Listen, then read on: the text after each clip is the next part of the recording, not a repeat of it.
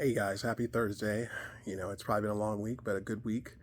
If you can notice from the dogs, they are passed out. It's been a lot going on for us, with the move and trying to get things ready to rock and roll. I know that, selling the house was not the greatest, experience, but, I'm hoping that as time goes on, I realize that by, getting rid of the house, that I'm making room for something better. I know that that is God's will and ultimately what's happening. So I'm, excited about this next step and this next chapter, but, it's been a lot of work, certainly getting there and, putting in the work to get to that next step. So I'm excited, but a little bit tired, but, things are going okay. As far as, where I'm gonna live next, I don't know.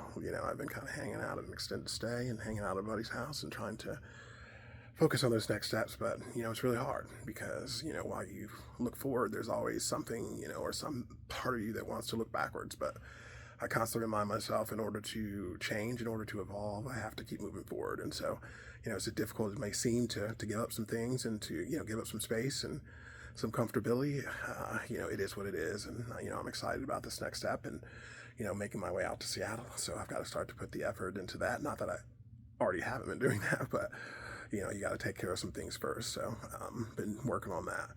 A little bit excited, when it comes to kind of getting rid of some stuff. If I could recommend that to you guys, purge your life. If it's friends, if it's, whatever it is you need to do, free up that room, so that you're able to replace it with something that's going to be a benefit to you and your heart and your soul. At the end of the day, if you're not at peace, if you're not feeling like you're leading, your soul's purpose, then you're going to always feel discombobulated. You're going to always feel like you're moving in the wrong direction, or that you're not doing enough, or that you're not where you're supposed to be. So sometimes just clearing your mind, clearing your space and being able to really think through, the next steps and what you really need to do and what you need to process and how it really helps to just kind of clean things out. So although I wasn't excited about doing it, and I wish I could say I was done because I'm still in the midst of it, especially when it comes to fish tanks, which feel like they're all over the place. But at the end of the day, I'm excited, to prepare for this next step, and I'm excited to have completed my book. And so I'm looking into self-publishing options there, and pumped up about that, and hopefully more to come on that. So I guess I'll probably leave you guys with this. I'm gonna switch it up after this, but I wanted to say that the week started off difficult. I'm just gonna be straight up. I had a conversation with FEMA. I've been fighting for some assistance for my primary home in Atlanta, and nothing. It's just been roadblock after roadblock after roadblock.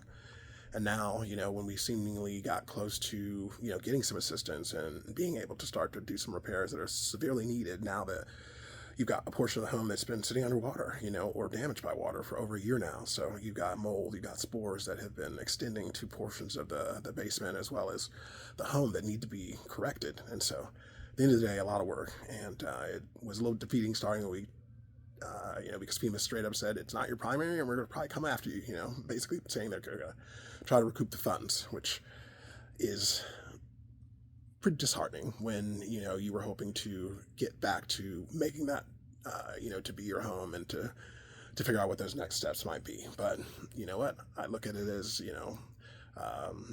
God's direction to continue moving forward, and we got to do that.